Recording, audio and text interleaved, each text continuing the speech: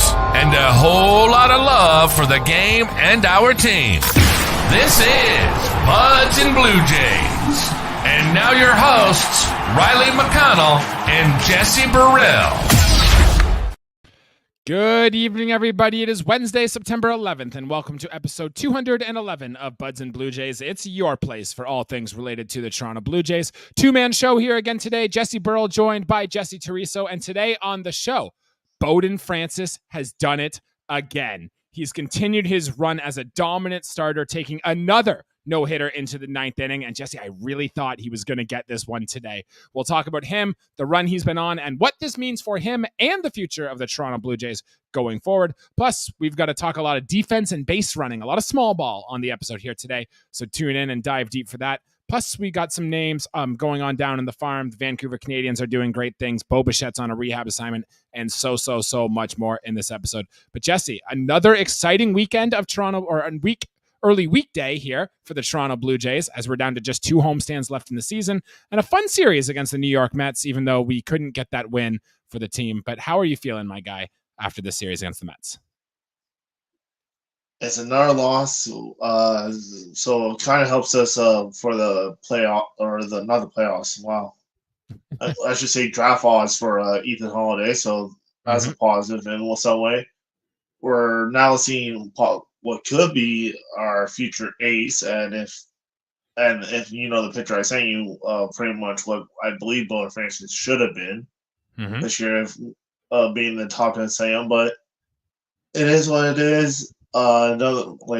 Just another day of September baseball that for us, for the first time in a little bit, that is not meaningful. But boy, at least it was enjoyable to me, even though we're 0-7 on work from Dome. Yeah, so another Wednesday loss, and this one kind of hurt the most here. Bowden Francis doing the dominance that he had, and yet the Blue Jays still lose 2 out of 3 against the New York Mets. First thing, sorry to Andrew and to our Braves fans or contingent who are here on our last episode. We wanted to beat the Mets for you to give the Braves a little bit of shout out in the leeway in the playoffs here. Unfortunately, the Blue Jays bullpen is traumatic and just wants chaos at all points, so we couldn't get that done today.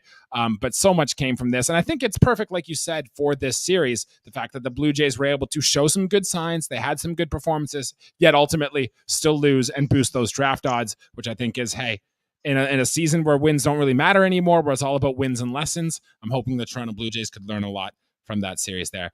But without further ado, Jesse, it's a player of our series, and I don't think there's a doubt in any of our mind who our player of the series is. And I'll give you the word here, my guy. Who is that player? Bowden Francis, my Cy Young. Without a doubt. Obviously, if you're a Jays fan, you saw the game today. You saw the performance taking a no-hitter into the ninth inning for the second time in his last 4 starts. And as I mentioned off the top, I really did think Bowden Francis was going to get her. And it was so climactic, just like in the first one, when you take the no-hitter into the ninth and then Taylor Ward hits the solo home run. It's the exact same thing here where you take the no-hitter into the ninth and then Francisco Lindor hits the home run. And you really do feel like Bowden Francis is going to get one by the end of the season. But what did you feel? What was your takeaway watching Bowden Francis make this start here today? I know me and you were messing each other while this was happening, and we were prepared to go live right after it, because we were seeing his pitch count too. He, compared to the one against Los Angeles, he was only at 108 pitches going into the ninth inning, and the 8th inning was only 6 pitches to get through. And his velocity was still looking good. Command was looking good. I really thought this was going to be the where were you moment when the Blue Jays threw their second no hitter. But unfortunately, same outcome as the Los Angeles 9th inning home run of first batter. But instead of how Los Angeles was, that bullpen just showed its ugly head once again. It's okay. I felt the worst I actually felt for Bowden Francis when he gave up that home run, that it meant it was a tie game now, that it was 1-1, and now the Blue Jays ended up losing that game, so he couldn't even get the win. He couldn't get any of that, which I know we don't care about as much on this show, but for pitchers, it's still very important for them. So that really sucked. And I didn't think, when I was watching this start here today, I thought, yeah, Bowden Francis is doing amazing things, but I thought that pitch count was getting a little high. We even saw Eric Swanson warming up in the bullpen at some point there in the 8th inning. And then the Mets, as you mentioned, had a 6-pitch inning in the 8th inning to give Bowden Francis a shot. And when I saw that happening, I was like, there is a real chance this could happen here. We could get actually the legacy, the storybook moment for Bowden Francis. Ultimately, it didn't end up happening. And he now joins a list. And this is very Dave Steve-esque, who, as you will know, is the first Blue Jay to throw a no-hitter, the only Blue Jay to throw a no-hitter in franchise history. The second time in the course of a month now where he's gone into the 9th with a no-hitter.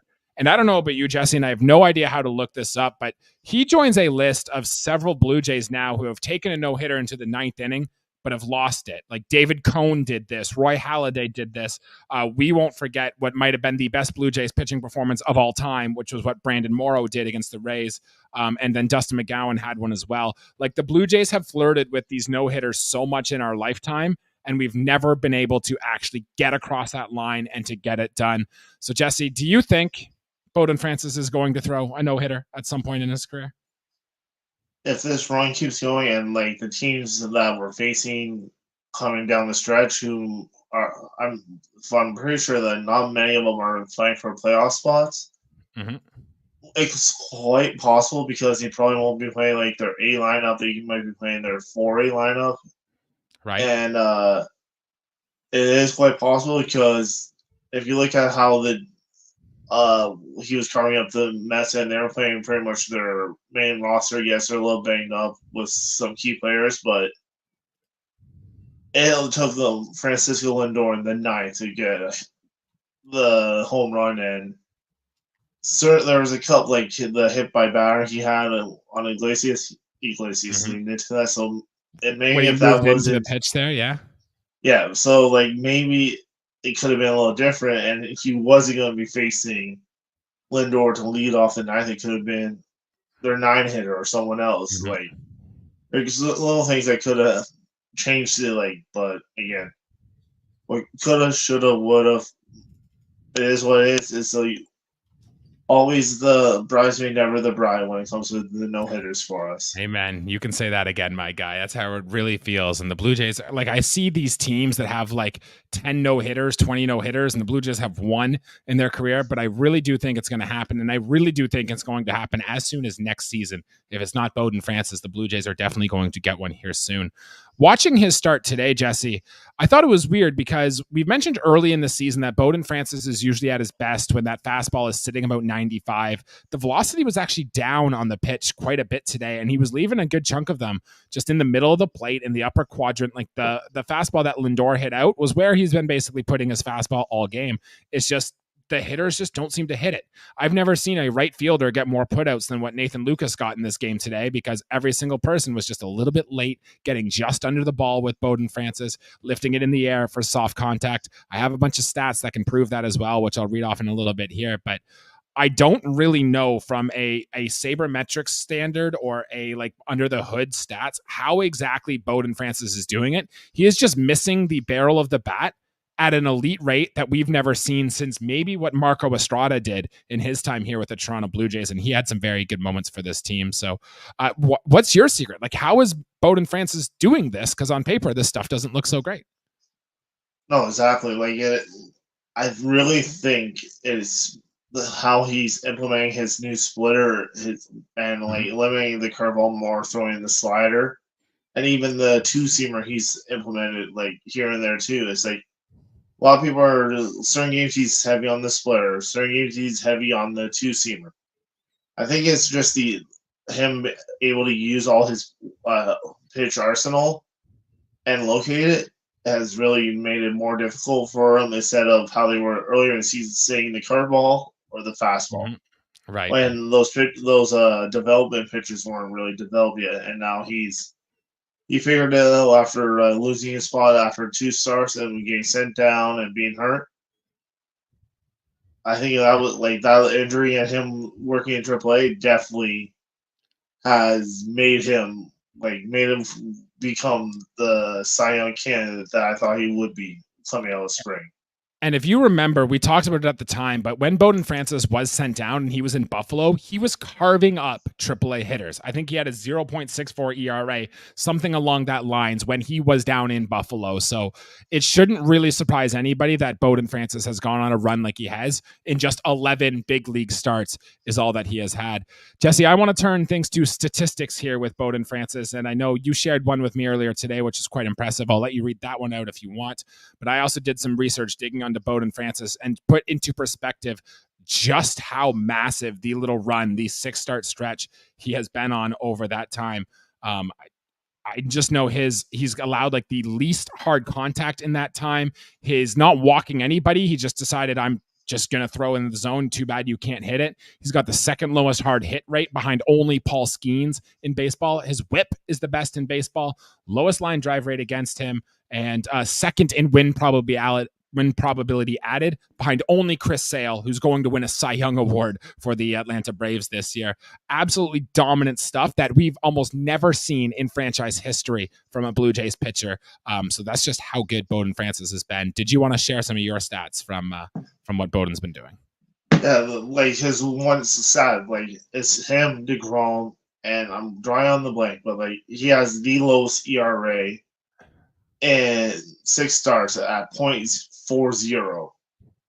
You tell me that's good? I don't know. Like, yeah, Grover Alexander was the name, who pitched in 1915, right? Like, yes, I think he's in a level of his own, and like what he's doing, I believed in him. Like I said, since spring training, people can go back to our hot takes where I said he would be a top 10 Cy Young, and this is why. Did I think he'd be having this type of dominance? No. But did I think he could be in the elite category? Yes, and this is why I thought it. And you're seeing him use all his pitches and locate and just not trust it. Like as his saying, trust your stuff and let it eat. And he's eating a buffet right now. So he's carving up hitters is what he's really doing right now. More carving than a Thanksgiving turkey as we get close to the holidays here. One more question before we move on to some other players.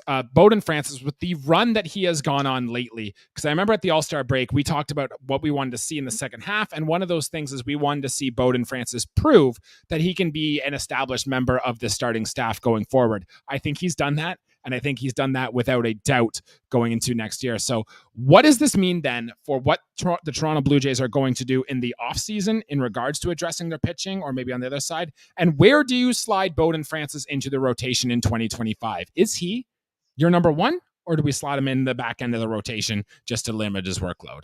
Answer those for me, Jesse. When it comes to the offseason, I've always said it'd be nice to get like that true ace, like a Corbin Burns, someone like that. Okay. That I don't think that's the route the Jays are going to go anyways, because our offense is more the priority. But I think we would more go after like a depth starter, kind of like a Jack Flaherty or like someone like in that caliber. Even bring back Yusei Kikuchi, something like that. And then slot him possibly be like Barrios, Francis, Gosman, Bassett. Like put him in like I would slot him in the number 2 with this, because I don't think he should. Like I don't want the Manoah situation where we put him as opening day starter, then he blows up and messes with his confidence and like psyche, like it's done with Manoah. So I feel like he would be a good number 2 behind like Barrios or whoever our opening day starter is. So he'll be our number 2.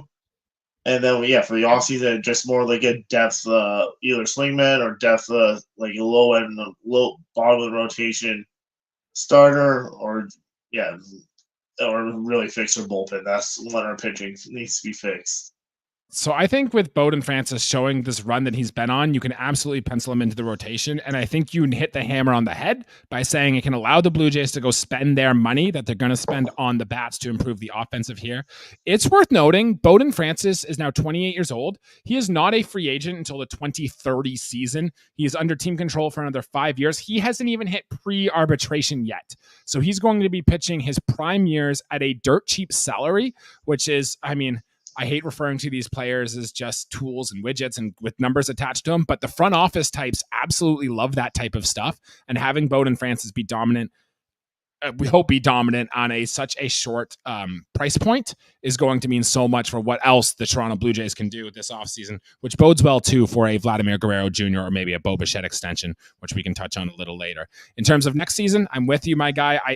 I think if we were placing bets right now on who is better in 2025, I'd probably say Bowden Francis is going to be better than Gausman, Manoah, and Chris Bassett, all three of them. And then if by default, unless we sign an ace, I think that means Bowden Francis is our best starting pitcher going forward.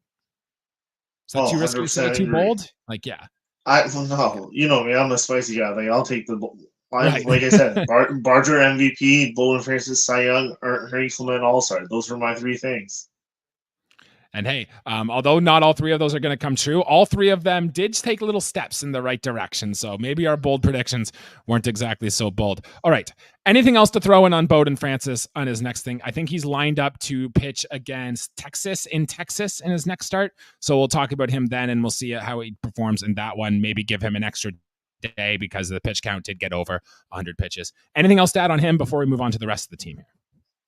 No, I think we'll enjoy this right until it stops and at least have some positive this year. Okay, great. Thank you, Bowden Francis. I look forward to seeing your next start. It was really hard for the Toronto Blue Jays in this series to see who would be the second player of the series or the runner-up because not a lot really happened. Chris Bassett put together another very quality start here. It was much needed for him.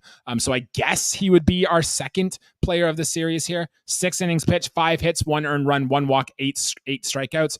I noticed he was getting, I want to say, the benefit of the doubt from the umpires, but maybe that's also Alejandro Kirk behind the plate framing really well. And Chris Bassett for executing those pitches on the shadow of the zone and getting a lot of these calls. I also thought that slow curveball was working very well for Chris Bassett too in what was a revenge game against the New York Mets. Remember the last time Chris Bassett faced the New York Mets in New York? I remember he had to leave to go to the hospital because I'm pretty sure his wife was in labor, and didn't he throw a gem that day too? So I don't know what it is. Chris Bassett's always been this attitude guy. He always seems to step up when these things matter most, and I felt like, hey, a little revenge game against the Mets, the team that refused to pay him the money he wanted when he was going to free agency, and he came out here and absolutely shoved against the New York Mets.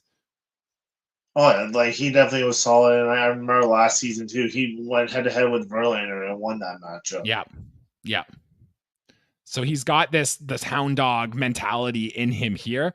I just wish we could see it a little more often as the bad starts have kind of flown in a little more than what we like to see from Chris Bassett. We can talk about this a lot in the offseason, but really quick before we start talking some bats, do you think Chris Bassett is going to be better or worse than this year going into next year? I really want to see better, but like we said, he's the wrong side of 30, and especially when it comes to a pitcher who throws as many pitches as he does and not as hard as he does. Mm-hmm. I feel like there'd be some more regression. I think I'm with you there. And when things fall off a cliff, things fall really hard off a cliff, and he just seems to be getting harder. He's going to have to limit the walks like he did in this start. He only walked 1. That is good. If he can do that going forward, he's going to be just fine. But if the walks stay high, like they've jumped to a career high this season, then Chris Bassett is going to be in trouble. All right, Jesse, let's talk offense because we'll save the bullpen day for when we talk about bullpen a little later in this episode. But on terms of the bats, there wasn't a lot going on. The Blue Jays, I don't think they hit a home run in the series unless they hit one here today, which I don't think they did. So they went homerless in the series here, which is, it's been a while since the Blue Jays have gone series without hitting a home run, because remember, we had a big massive streak there. The only real notable performances I could gather from this series is Ernie Clement went 6 for 9 in this series, and no other Blue Jay had more than 2 hits in this whole series. So the floor is yours, my guy. Take an offensive player, talk about his game, anyone you want to shout out or give some love to, because the Bats weren't quite doing it in this series. No, I'm just going to call someone for the wrong reason, and that's isn't it funny that Mr. Mattingly comes back in, our bats go cold? Right. Mm-hmm. That can't be a coincidence. I feel like literally when they were hot, it was when he was off with shoulder surgery, and now, and where Schneider didn't have him in his ear, or like DeMarlo Hale and all that. I literally needs to be sent to the moon and never come back, because literally our offense has disappeared since he's rejoined us on the bench, and now we can't hit anything, or we're trying to go the opposite field all the time instead of pulling the ball. Is coincidence? I think not now. Jesse, can I share a stat with you that might contradict what was just said? Yeah, go right in the ahead. last month. I love being in the proven last wrong. month. So in August, since about August 10th, I believe it was, the Blue Jays have a 117 WRC plus, which is actually the second best in all of baseball, behind only the Arizona Diamondbacks. And if you look at it, a lot of it is Will Wagner, because we know the start he got off to. Spencer Horwitz has been really good. Obviously, Vladimir Guerrero Jr. has been on an insane hot streak. But what it is like, aside from Davis Schneider and Brian Serven, every single other hitter on this team has been league average or better, which has provided the Blue Jays as an actual very good offense over the last month. Now, Don Mattingly was off with off during that time, and apparently Matt Haig, from the report that Fangraphs just ran on Joey Loperfido, has really taken over this team and taken over a bit more of the hitting coach roles here. But it is kind of funny that the offense has really been clicking up over the past month or so. No, exactly, and that's where, like, look at last year with Buffalo, like when Haig was down there, they were having such, like, how good, like Ernie Clement was down there, Schneider, Horwitz, and all the Barger and all that. Haig takes over. He knows how to relate to these young kids, where Mattingly is stuck in the Mr. Burns and shaking his sideburns off. Like, he's in these Stone Age where he can play with players that are injecting stuff instead of doing it all natural. So maybe there's something to that. Maybe you're right. Maybe we see Don Mattingly let go. And I bet, if I'm a betting man, I bet we see Matt Haig take a more serious role with this coaching staff going forward into next year. On the hitting side itself, I don't have a ton I want to shout out. I wanted to give Davis Schneider some love because he has been really battling through it a lot here. He did hit a triple, which was good for him. I think it was he now had 2 extra base hits in his last 5 games, which he had one for what felt like 6 weeks for the longest time. Still waiting for another home run from Davis Schneider. But then you look at his rest of his at-bats, he struck out 4 times and just went 1 for 9 in the series. So it's a long way from saying Davis Schneider is back. I mentioned the 6 hits for Ernie Clement. Spencer Horwitz I want to talk about too, because obviously in that series in Atlanta, he was massive. He had 4 home runs? Was it 3 home runs in the series? A bunch of extra base hits. He got 1 start in this series. Now, I understand the Mets were throwing some lefties at us, but he only got 4 total at-bats. Came in as a pinch hitter in today's game. He came in as a pinch hitter in, I believe it was game 2, one of them as well. Only 1 start for Spencer Horwitz, which that hurt me a little bit because we've talked about it all year. The story hasn't changed. John Schneider refuses to play the guys when they're hot, and it drives us nuts. But come on, man. Like, anytime, like, if Joey Loperfido is getting more at-bats than you in a series, Nathan Lucas is getting more at-bats than you in a series, like, come on, man. Something's got to get better there. Exactly. If Del Santos or Fernie Jimenez are getting more at-bats, come on. Like, yes, they play different positions than Horns, but, like, the guy hit 3 home runs in a series and pretty much almost won the series in Atlanta for the Jays. And you're not playing him against the Mets, who probably in a more favorable ballpark too, is trying to, like, it's like how Andrew was saying, like, the Braves, their manager just tinkers and it doesn't matter. Like, he'll see who goes in where. Schneider just doesn't even know. And, like, I still believe, as Larry Barker say, the khakis are controlling the lineup. And I don't think that's changed either from what we've seen from John Schneider. I mean, I'm sure the khakis aren't thrilled that they let Bowden Francis go out into like 106, 107 pitches. Maybe that is on on John Schneider a little bit. But I agree. I'm still not convinced that John Schneider has total control over his team, which is probably a problem, but we will dive deeper into that onto the offseason. All right, Jesse, before we touch on the bullpen, two more shout outs I wanted to just make sure we mention here in case it leads to something going forward. One, Vladimir Guerrero Jr. did foul a ton of balls off his foot in game 1 of this series. He did end up having to leave. He got x-rays done. X-rays came back negative. He turned out to be okay. He was in the lineups for game 2 and 3. And Leo Jimenez, who I don't know if you've realized how often he's been getting hit by pitch so far this year. I believe it's 13 on the season in his 50-some games played here now. And I even went down and looked at his stats in Buffalo. He got hit by pitches 15 times down there. So in 57 games for the Bison. So in like 110 games, not even, he's been hit by almost 30 hit by pitches this year. We're in like Reed Johnson-esque territory for getting hit by pitches from Leo Jimenez. And hey, look, I don't know if you could say that's a skill for Leo Jimenez. He's getting on base, so it helps with the OBP, which is great. But man, that's got to really suck, just getting hit by so many pitches, which Leo Jimenez is doing. So do you have a thought on any of those before we move on to some defense? Just hearing that, like, getting hit, I'm like, is he drinking Dan Kool-Aid's old, Dan Jansen's old Kool-Aid that he left behind, like getting hit by the pitches? I'll just say one of my coaches used to say, rub some dirt on it and get to second. That's right. You did your part. You got on base. Baseball's all about, sometimes they say it's about scoring runs. I would argue baseball's about not being the first team to make 27 outs. And if you are getting hit by a pitch, you're not making it out. So good things for him there. All right, Jesse, I want to talk a little bit about defense, and there was some good and some bad. I know you have a rant about the catcher defense. Do you want to start with the catcher defense? We might as well, because that was part of the reason the Blue Jays lost, especially in game 1. We saw Caleb Joseph and Joe Siddall really go off on Brian Serven with how he was blocking some balls in game 1 of the series, especially with Tommy Nance, who has a very sharp curveball, and how he was going on one leg. Take it away, my guy, on what you thought about Brian Serven and blocking the plate there. As a former catcher, and I always was a traditional, like, both legs in the air, like squatting down position, not doing this one leg down. Like, I do understand, like, it helps to get the low strikes. But when you're in a crucial point of the game, and you have a runner on third, who cares about that bottom strike?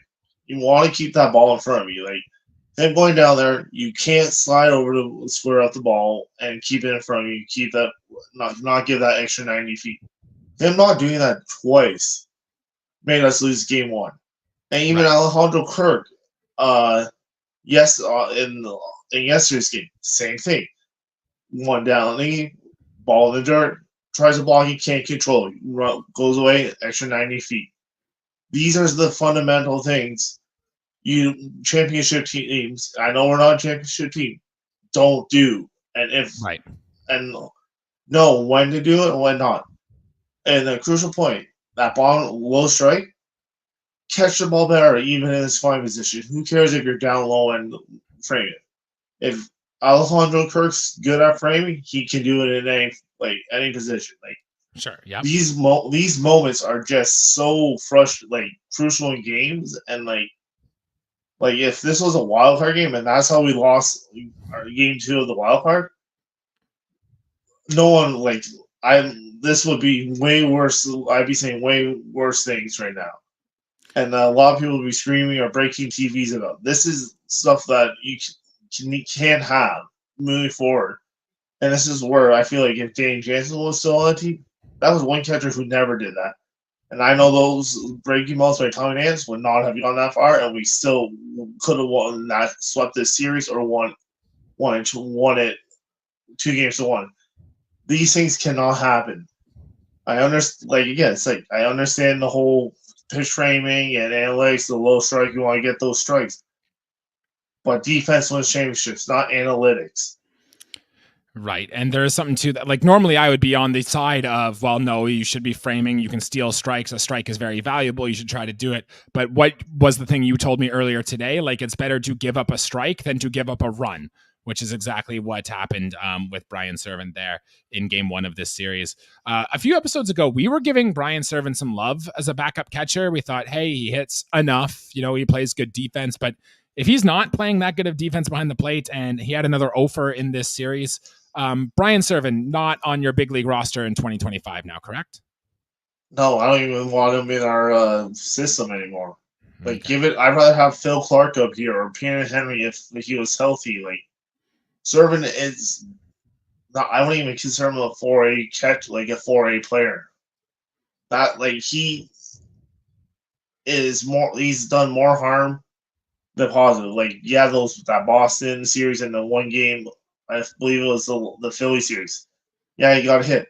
He hasn't done anything really since, like Right. really much. And I thought maybe he could be more useful when I saw him in spring training when he led our team in RBIs for the first week.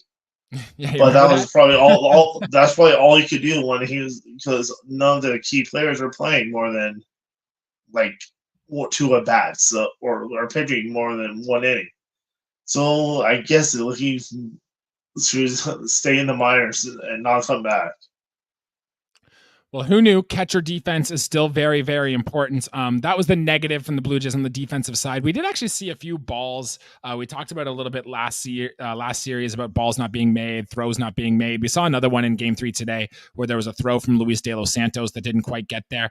But I did want to talk a little bit about some positives on the Blue Jays, at least defensively. One, Dalton Varsho. He didn't do anything too crazy this series. He was just routinely excellent, as Dalton Varsho always is. He's going to win a Gold Glove. He's going to win a Platinum Glove. We don't need to really go on anymore about that. But I did want to make a few notes here. One, we already talked about Alejandro Kirk and his framing behind the plate. He is like top 3 in a lot of defensive metrics, which if you believe in that and how that projects forward, there is a chance Alejandro Kirk does get Gold Glove awards, or at least becomes one of the final nominees in that category. And 2 more defensive highlights I really wanted to bring out. One, Davis Schneider in left field today made a very good catch up against the wall to, at the time, preserve Bowden Francis's no-hitter. And we knew that every no-hitter always seems to have that one phenomenal defensive play. I really thought Davis Schneider's catch against the wall was going to be it. So I wanted to give that some love. And 2, Ernie Clement. If you go through and you look at a lot of defensive leaderboards, a lot of defensive metrics, Ernie Clement comes up there very high. And I think it's actually his best defensive position has been third base this season. Remember early in the year when Isaiah Kiner-Falefa was still around and there were lineups where we'd have both Ernie Clement and Isaiah Kiner-Falefa in there, and the Blue Jays would choose to actually have Ernie Clement at third and Isaiah Kiner-Falefa at second. I think it's because the Blue Jays are onto something with how good of a defender Ernie Clement has been. And he really might actually get some Gold Glove buzz or some nominations. Maybe he hasn't played enough games to really actually win the award there. Maybe he gets the utility award, but what Ernie Clement has done on the defensive side of the ball really needs to be appreciated more. So out of those guys on the defense, Jesse, what have you seen and what have you liked? Oh, I've definitely been like you said, Dalton Varsho like makes plays. It's just like, oh, it's a normal play. Like, even though most outfielders be like, we be on like staying on our feet clapping, or like him crashing the wall to make a catch. That's just routine for him. Right. David Schneider's catch, I was like, there's our moment. Here's the moment of the no defensive play saving the game.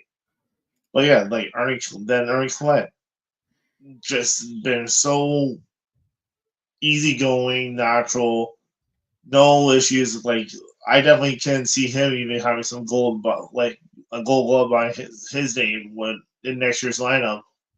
Maybe not for third, but yeah, definitely as a utility. Like, because he's played solid shortstop, he's played more than solid in third. Yeah, he's had a couple errors, but who doesn't have errors? Look at the match Chapman. He leads the league in errors for a third baseman. He's won Gold Gloves, so errors happen. Mm-hmm. And like errors are going to happen because you're trying to do the spectacular, right? Ernie Clement has showed a few times he's been trying to do the spectacular. In terms of defensive metrics, those have been the best 3 Blue Jays defenders: Dalton Varsho, Alejandro Kirk, Ernie Clement. I'm going to read off the bottom 3, the 3 worst in terms of fielding run value this year, and see if any of these names surprise you. It's at 11 is Leo Jimenez. Number 12 is Addison Barger, and number 13 is Vladimir Guerrero Jr., who's seen a lot of time at third base this year where he does not grade out well. Do any of those 3 names, Leo Jimenez, Addison Barger, or Vladimir Guerrero Jr., surprise you at all, being so poor defensively in terms of StatCast's fielding run value? I'm more shocked. I would say Vladdy's more shocking just because but again, like you said, it's probably because he's played some time at third, so now it's. Mm-hmm.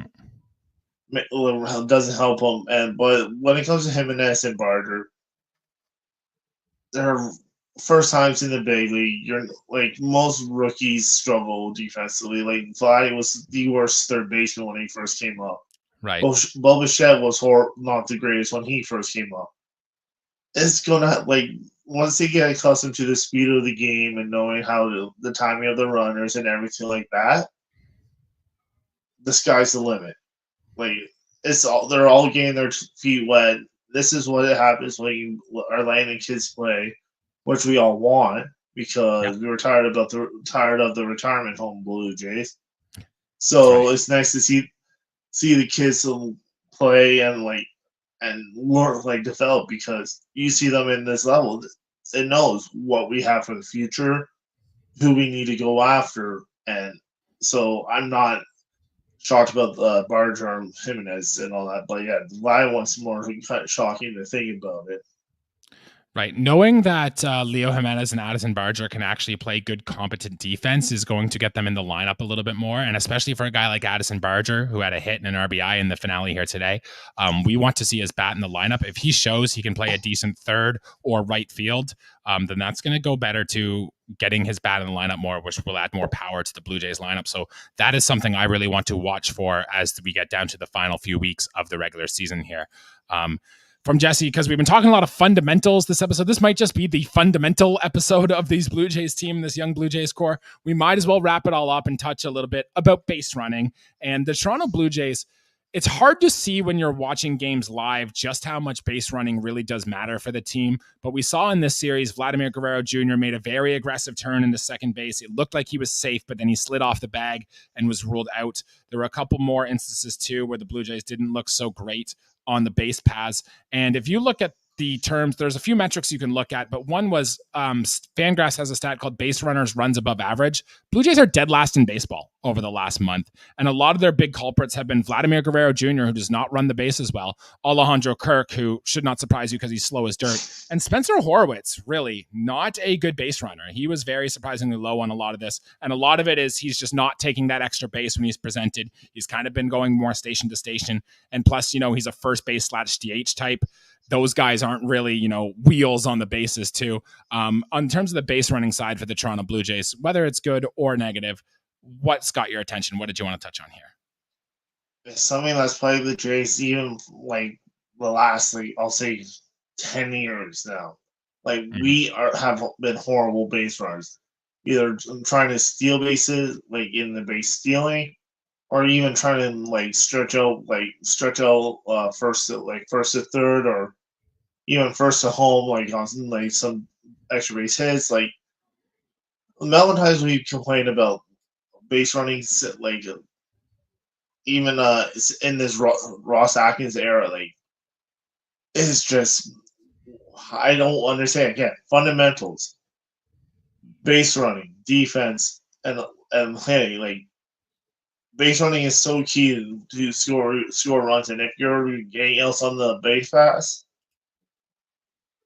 when you could have just had an easy single on that, it's just frustrating. And that one with Vladdy, I'm it wasn't even the fastest players in the league wouldn't have tried to stretch that into a double. It was a regular friggin', wasn't even deep in the outfield, and he's trying to stretch it to a double when he's he isn't a Varsho or any of our speedsters. Mm-hmm. It's just the fundamentals and mental lapse are young players. And even though Vladdy's been here for a while, he's still young. These mental lapse you can't have in a winning culture or in a playoff series. Again, we're not in the playoffs. I totally understand that, and these are things we need to fix. Last year, him getting picked off at second. Yep. Dumb basically mental lapse. You can't have these lapses if you're going to be successful and go on deep runs. I would agree very much. We even saw the one where I think it's Ernie Clement, or was it Davis Schneider? Is one of them who went to third on a triple. They kind of slowed down rounding second base, and luckily it was a bad throw to get them at third, but you need to be going at full speed. Even Joey Loperfido has become a worse base runner since the time when he was in Houston versus the time he's been in Toronto, and that just seems weird to me, how something like that could just happen. But it's worth noting, and it's worth paying attention to, especially when we get into spring training next year, because as you said, the Blue Jays aren't world World Series contenders yet. But if the Blue Jays have eyes on competing in 2025, like Ross Atkins has said many times, playing the fundamental defense, playing and running the bases well are going to be very, very important for the team to get those extra edges and to get those runs. And it's something I very much want to see going forward. Jesse, bullpen, blowpen, Chad Green sucked again. Just you talk about it because I don't want to. How about Chad Green with another bad performance, his third in his last 4 here now? Oh, that's all. No, you can even vouch. The moment they pulled Francis today, I text you, and now we blow it. Like, I don't know. This was even before the second batter after Francis, like right when Chad Green, I'm like, they're going to blow this game, and then Del Santos throwing error. I'm like, okay, it's looking good, my prediction, and then it's Hiroshima, like kaboom, like it just. How do you go from having a no hit in the ninth to then winning a game 6-2? Yeah. 6 runs and you could only get 3 outs was yikes. Yeah. Chad Green walked the world. 3 walks in his 1 inning here, including giving up a hit. And we talked about at the trade deadline. We were like, even though Chad Green had a run of like he had converted every single save since Jordan Romano had gone down, the under the hood numbers were screaming regression and bad things were coming for Chad Green. And the fact that he has an option next year, but it's for $10.5 million, you are not picking up Chad Green's option at $10.5 million. I am sorry. So the fact we did not trade him even for anything, like we got Jay Harry for Trevor Richards, for goodness sake, who we'll talk about a little later because he's hitting with Vancouver. We could have got something for Chad Green. And I really do think the fact that the Blue Jays chose to hold on to him and not trade him at the deadline was incredibly stupid and incredibly mismanaged by this team. When guys like you and I could have seen this regression coming, seemed like absolutely dumb that they kept on to him. Let me Atkins regime again, like, trying to grasp at straws. I feel like if we had Romano here, like I'm going to say Romano, if he was healthy and he was closing, we could hide Chad Green because he would be like setting him up and not in those situations and stuff like that. But we don't. It's overusage, overexposure, because he is coming back from like earlier in the season. People hadn't seen him since 2022 season when before he blew his elbow out when had Tommy John. Now people are seeing him again and are getting a book like replaying him another book on him. He's getting hit around.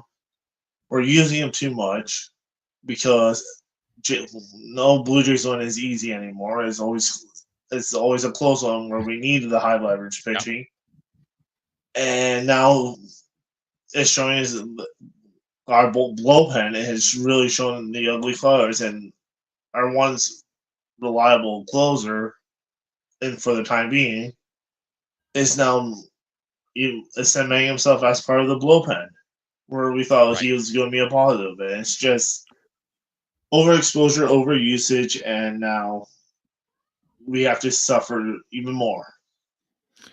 Jesse, we're running out of time, but I have a few more notes I wanted to just throw at you on the bullpen and just give me a yes or no answer for these guys here. The first one we kind of already mentioned. Is Chad Green still a Blue Jay in 2025? Yes or no? Sadly, yes. You think they pick up his option, eh? That's tough. Next one. Ryan Yarborough has been quietly good. He was good in game 1 in this series. He did the Blue Jays a good favor. His ERA is in the mid-2s. Is he part of the Blue Jays pitching bullpen going into next year? If Yaro Rodriguez is in the swingman role, then yes. Okay, because he could probably be had pretty cheap too, and he knows the Blue Jays well, and there might be something to that. I think the Blue Jays are going to be looking at that type of pitcher anyway. To get in here makes a lot of sense. My last one on the bullpen, Jordan Romano. Lost season for him. Didn't pitch all year. Didn't look good when he was pitching in the rotation. He won't pitch again this season. Going into a contract year where his contract situation might be a little iffy going into the offseason. Is he still your closer come opening day 2025? Yes, if we don't sign someone. Okay. So if you were to take Jordan Romano with a field right now, I'd take the field. What are you thinking? Okay. Interesting. I think I would too, but that might be a hot take on the Blue Jays Twitter, on the Blue Jays bullpen side. All right, Jesse, I just wanted to touch a little bit on things on the farm before we get out of here. We'll be really quick on this, but one, Bo Bichette is down there now. He's making a rehab assignment. He got into one game, not in the lineup tonight. I checked. No lineup for Bo Bichette today.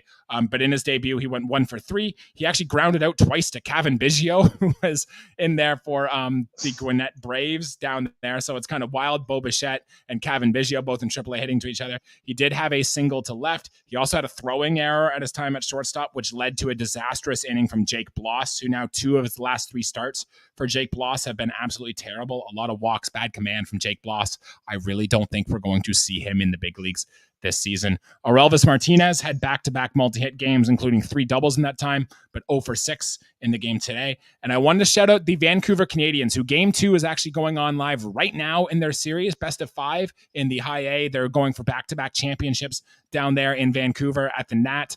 They lost game 1 4-3. Jay Harry, who I mentioned earlier in the show, did hit a home run for Vancouver, and I'm actually hoping to watch a little bit of that game here once we get off here.